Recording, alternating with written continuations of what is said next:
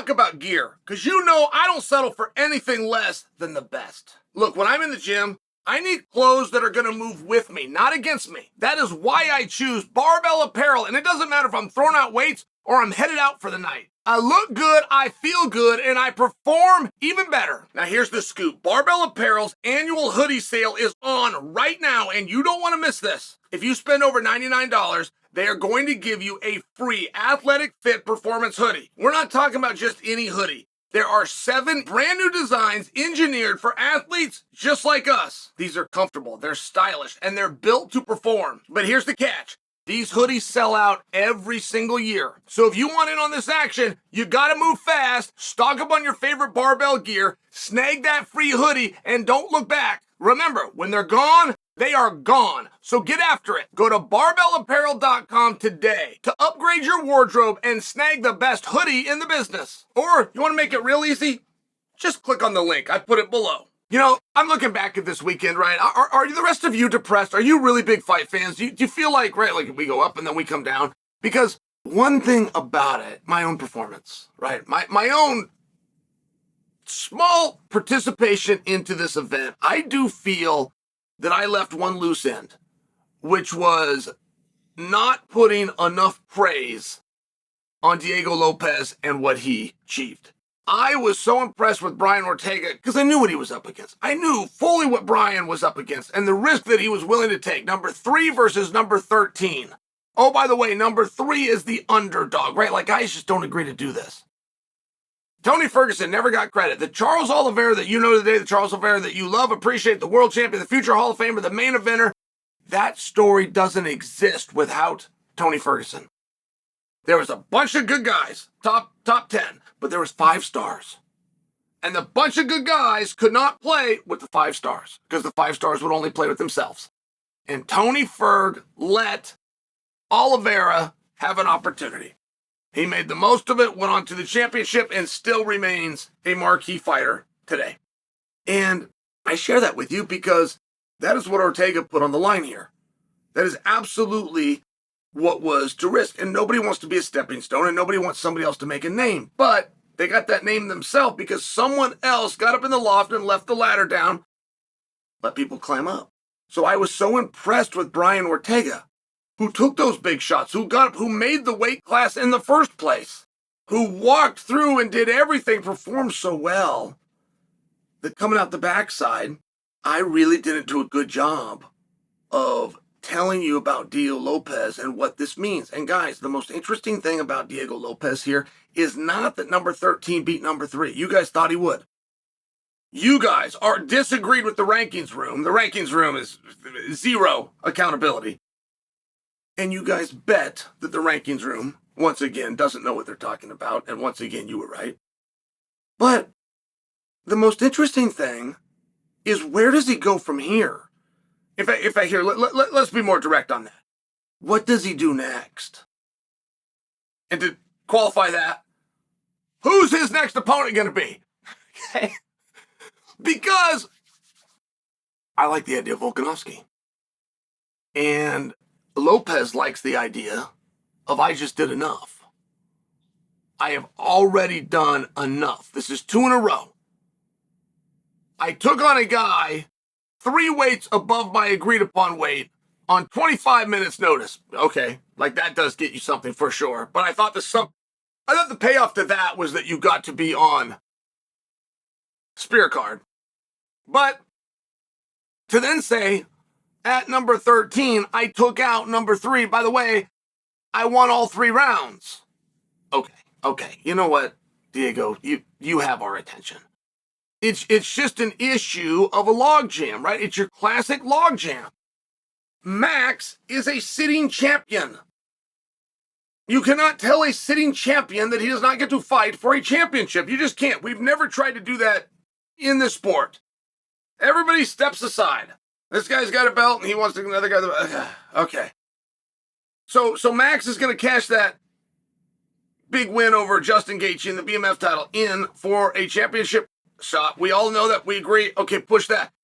But then you have Volkanovski arguing that when he returns, it will be for a belt. In fact, Volkanovski doesn't really care who the opponent is.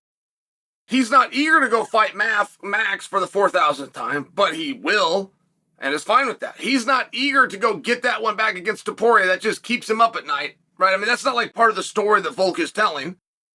It is just whoever has the belt is who he will be facing. Oh, by the way, as a matter of fact, Volk will even do the Lopez fight if it is for the interim belt. Volk is very clear that he has been told that his next fight will be for a belt and that he is going to take them up on that.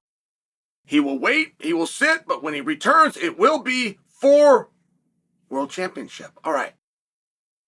That sounds right to me. I wouldn't know the UFC to put themselves in that position without it being a negotiation tool.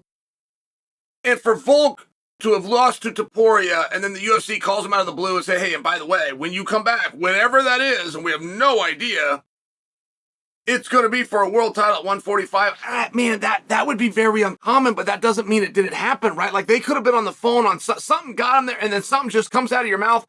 Like if that happened, if something just came out of your mouth, the UFC would honor it. They would. It's just very hard for me to imagine that that conversation ever took place or that those words were said aside from it just came out of their mouth. It is just not a consolation prize you would give a guy. You just would not call and check in on a guy and say, hey, and just so you know, I'm sure you're down in the dumps, but when you come back, forget that you've been stopped twice now. We don't know who the champion will be, and there's nothing personal, and you forget all of those things. You're coming back for a world title fight. That's not how it would have been done. Period. Just wouldn't have been done that way. It's not on purpose. But again, if something came out, it would be honored. And I'm looking at this Diego Lopez, and Dana has now come out. And Dana has publicly said, I'm fine. Now, you got to know those were his words, okay?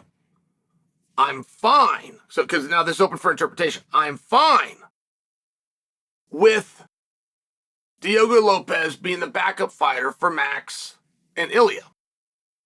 So it doesn't quite make him the backup fighter, though I like that idea. And if it does end up that way, the backup fighter doesn't quite make you the number one contender, but do you remember a time when it didn't work out that way? And maybe you do. Maybe, but is there one? Is there a time? The first time I ever saw a backup fighter that I'm aware of was Volkov, and Volkov never went on to fight for the world title. So I suppose there is an example right there. But Fiora, girl that flew in from France, she was a backup fighter. She was a backup fighter at Sphere, Saturday. And I do believe that she is next for the winner of Grasso Shevchenko. And one of them won. I actually watched the fight. I can't remember who won. But whoever won that, whatever that was, I do believe will take on Fiora. And I don't believe that anybody's arguing. I don't even think Macy Barber's arguing with that. I think that that's just accepted. And I share that with you because if we go through with this, and if Lopez goes through the training camp, flies out to Utah, gets licensed to that commission, which is not an easy commission, by the way, and doesn't have the fight, I think there's going to be a lot of people, I think myself included, that would expect that he be given a world title fight.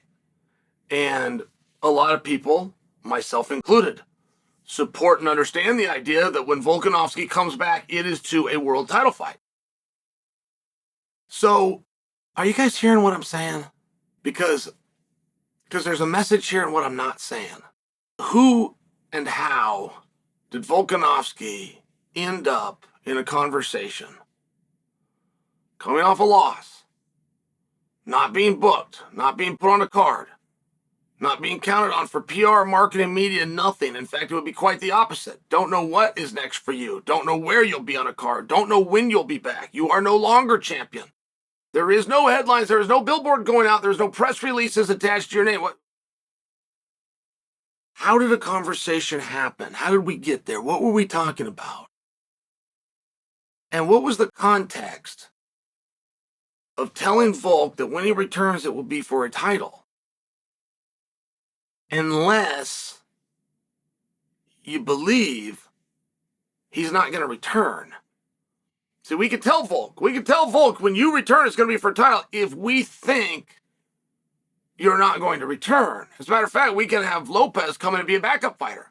As a matter of fact, not only could he become a backup fighter, he could become the number one contender, as I'm suggesting you he would be if he did the backup fight. He could even then go and fight for that title.